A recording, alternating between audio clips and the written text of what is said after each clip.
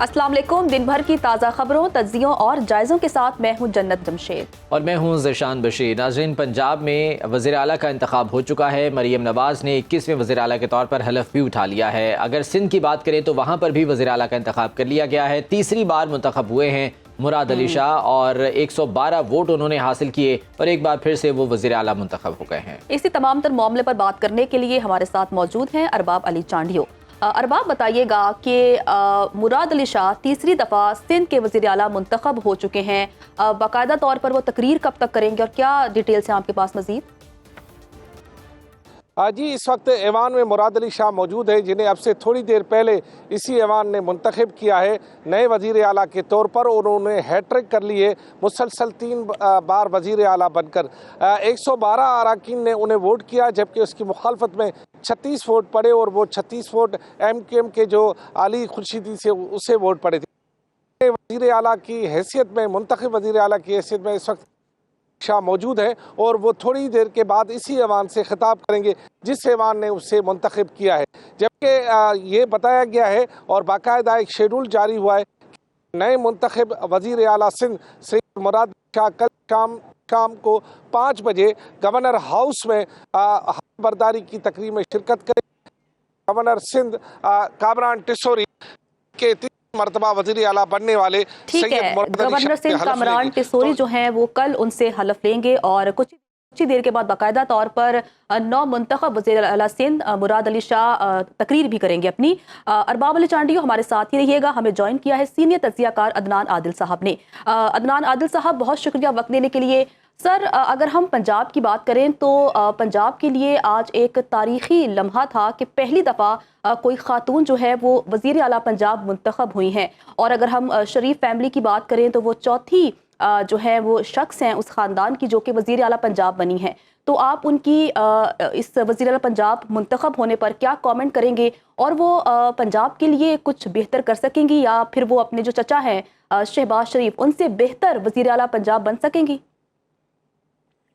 देखिए, ये बात तो आपकी ठीक है कि पहली बार एक खातून जो है पंजाब की वज़ीर आला बनी है और यकीनन ये बात जो है वो पूरे पाकिस्तान की ख़वातीन के लिए खुशी का बाइस होगी कि ख़वातीन की एम्पावरमेंट और उनकी तरक्की की जानिब एक बड़ा कदम है ये।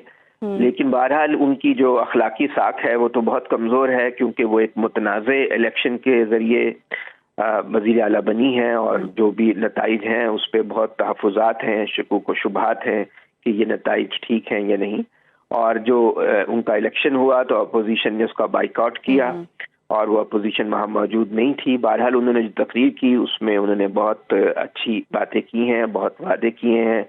उन्होंने कहा है कि वो रमज़ान पैकेज, फौरी तौर पे अब रमज़ान आने वाला है थोड़े दिनों में, चंद हफ्तों बाद, तो उसमें जो गरीब लोग हैं उनके लिए कोई इमदादी पैकेज का वो तकसीम करना चाहती हैं और जो दवाएं हैं सरकारी अस्पतालों में वो मुफ्त मिलेंगी।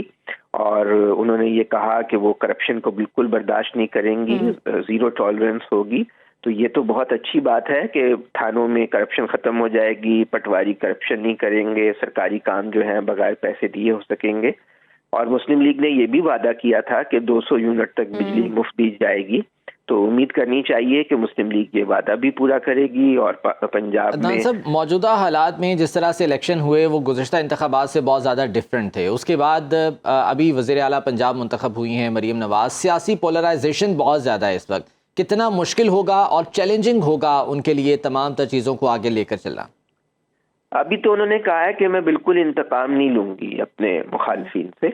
तो ये तो बहुत अच्छी एतमाद दिलाने वाली बात है कि वो पोलराइजेशन के बावजूद वो ये समझती हैं कि जो मुखालफिन हैं उनसे किसी किस्म का, जो माजी में उनको भी जेल जाना पड़ा और उनके ख़ानदान को भी सख्तियाँ बर्दाश्त करनी पड़ी, तो वो कोई इंतकाम नहीं लेना चाहती। लेकिन ये कि उनके जो इलेक्शन हुआ है 220 वोट उन्हें मिले हैं और 100 से ज़्यादा अरकान जो हैं वो PTI के सुन्नी इत्तेहाद कौंसिल की शक्ल में मौजूद हैं।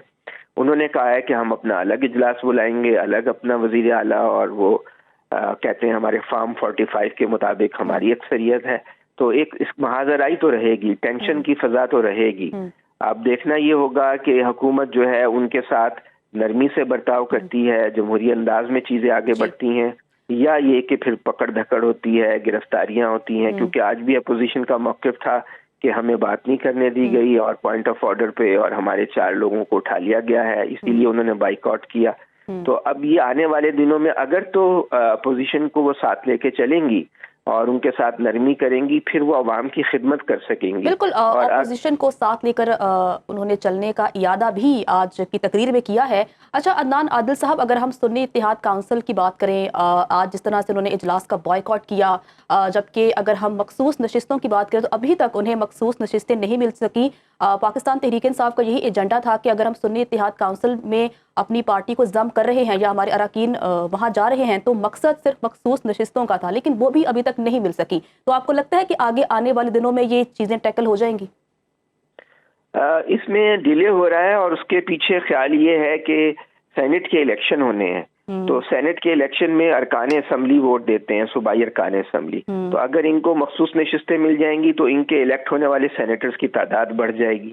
تو ایک خدشہ یہ ہے کہ شاید اس لیے ڈیلے کر رہا ہے الیکشن کمیشن کہ پی ٹی آئی کے سینیٹرز کی تعداد نہ بڑھے، وہ کم سے کم الیکٹ ہو سکیں. اور دوسرا یہ ہے کہ 9 مارچ کو صدر کا الیکشن ہونا ہے، صدر پاکستان کا. اس میں بھی جو الیکٹورل کالج ہوتا ہے اس میں 4 صوبائی اسمبلیاں، قومی اسمبلی اور سینٹ کے ارکان ووٹ ڈالتے ہیں. تو اگر ان کے ارکان کی تعداد کم ہوگی تو صدر کے الیکشن میں بھی ان کو ڈس ایڈوانٹیج ہوگا. تو اس لیے ڈیلینگ ٹیکٹکس یوز کیے جا رہے ہیں. اس کے علاوہ تو اور کوئی وجہ سمجھ نہیں آتی. ان کا حق تو بنتا ہے، اگر ان کو ان کا حق دے دیا جائے تو میرا خیال ہے سیاسی عمل معاملات جو ہے وہ بہتر طریقے سے آگے بڑھیں گے. ساتھ ہی رہیے گا. ارباب، یہ بتائیے گا کہ اگر ہم سندھ اسمبلی کی بات کریں تو یہاں پر اپوزیشن کی کیا صورتحال ہے؟ چونکہ وفاق میں تو ایم کیو ایم اور پیپلز پارٹی اتحادی بن چکی ہیں، کیا یہاں پر ہمیں اپوزیشن دیکھنے کو ملے گی یا ایک فرینڈلی ماحول رہے گا، یا جسے فرینڈلی اپوزیشن کہتے ہیں وہ رہے گی؟ جی، یہاں پر ایم کیو ایم کی پہلی خواہش تو یہ کہ یہاں سندھ حکومت کے ساتھ وہ مل کر چلیں، یعنی سندھ حکومت کا حصہ بھی بن جائے. لیکن حالیہ جو ایک بیان دیا ہے بلاول بھٹو زرداری نے، جس میں بقول ایم کیو ایم کے کہ انہیں دہشت گرد قرار دیا گیا ہے، جس کے بعد ان کے اور ان کے درمیان مفاہمت کی کوئی بڑی پالیسی یہاں نظر نہیں آ رہی. امکان یہی ہے کہ ایم کیو ایم یہاں اپوزیشن بیچوں میں ہی رہے گی اور اپوزیشن کا کردار ادا کرے گی، جس کی خواہش شاید پاکستان پیپلز پارٹی کو بھی ہے. اور پاکستان پیپلز پارٹی بھی نہیں چاہتی کہ ایم کیو ایم کو بغیر کسی وجہ کے سندھ حکومت میں حصہ دیا جائے. مرکز میں حصہ دینا دونوں شاید سیاسی جماعتوں کی کسی طرح سے کمنٹمنٹ یا مجبوری ہو، لیکن صوبے میں ایسی کوئی صورتحال نہیں. صوبے میں پاکستان پیپلز پارٹی پہلی مرتبہ سب سے زیادہ نشستیں لے کر آئی ہے، لہذا اسے اگر عددی حکومت یا کسی معاملے میں ایم کیو ایم کی پرواہ نہیں. ٹھیک ہے، ایم کیو ایم سندھ میں اپوزیشن کا کردار ہی ادا کرے گی. ارباب، بتائیے گا کہ آپ کے ذرائع کیا کہتے ہیں کہ صوبائی کابینہ میں کون کون شامل ہونے جا رہا ہے؟ جی، ابتدائی طور پر جو ہمیں بتایا گیا ہے کہ صوبائی کابینہ میں گھوٹکی سے جو سردار محمد مہر ہے انہیں شامل کیا جا رہا ہے، کراچی سے سید غنی کو شامل کیا جا رہا ہے، لاڑکانہ سے عادل الطاف انڑ کو شامل کیا جا رہا ہے، سکھر سے سید ناصر شاہ کو شامل کیا جا رہا ہے، اور اس کے ساتھ جو پرانے جو کہ پہلی کابینہ میں رہ چکے شرجیل انعام میمن کو حیدرآباد سے شامل کیا جا رہا ہے، کہ حالہ سے مخدوم محبوب زماں کو شامل کیا جا رہا ہے. اس طرح دادو کے ایک نوجوان جو ہیں انہیں شامل کیا جا رہا ہے. اس دفعہ نوشر و فیروز سے ضیاء الدین لنجار کو شامل کیا جا رہا ہے. خیرپور سے ایک نئے بیرسٹر آئے ہیں. ٹھیک ہے، کئی اہم نام جو ہے وہ سامنے آ رہے ہیں. ارباب، ساتھ رہیے گا. لاہور کی بات کر لیتے ہیں. پنجاب کے حوالے سے سہیل عباس بلوچ بھی ہمارے ساتھ موجود ہیں. سہیل، بتائیے گا، حلف برداری تو ہو گئی وزیر اعلیٰ کی، اس کے بعد اب کیا مصروفیات ہیں؟ اور کابینہ کی تشکیل ڈیفینیٹلی ایک بڑا مرحلہ ہے جس سے گزرنا ہے. یہاں پر کون کون سی شخصیات ہیں جن کے نام اب تک سامنے آ رہے ہیں، اور اتحادی جماعتوں میں سے کتنے لوگ کابینہ میں شامل ہو سکتے ہیں؟ جی ذیشان، جو وزیر اعلیٰ پنجاب ہے مریم نواز، آج انہوں نے حلف برداری کے فوری بعد جو ہے وہ ایوان وزیر اعلیٰ پہنچی ہیں، اور انہوں نے وہاں پر جو پنجاب کے مختلف پروجیکٹ تھے اس حوالے سے بریفنگ کا آغاز کر دیا گیا، اور اجلاس بھی جو ہے وہ ان کی جانب سے طلب کیا گیا ہے، جس کے اندر تمام تر صوبے کی صورتحال کا جائزہ لیا جائے گا اور اس کے بعد کیونکہ مریم نواز کی جانب سے کہا گیا کہ حلف برداری کے فوری بعد جو ہے وہ پہلا قدم ان کا یہ ہوگا کہ جو منشور ان کا ہے اس پر درآمد کو یقینی بنایا جائے گا. تو اب کیونکہ حلف برداری کے بعد کابینہ کی تشکیل کا معاملہ ہے تو اس پر مسلم لیگ نون کے قائد نواز شریف اور پارٹی کے جو صدر شہباز شریف ہیں ان کی جانب سے جو ہے بہت سارے ایسے جو نام ہیں ان پر فیصلے متوقع کرنے ہیں.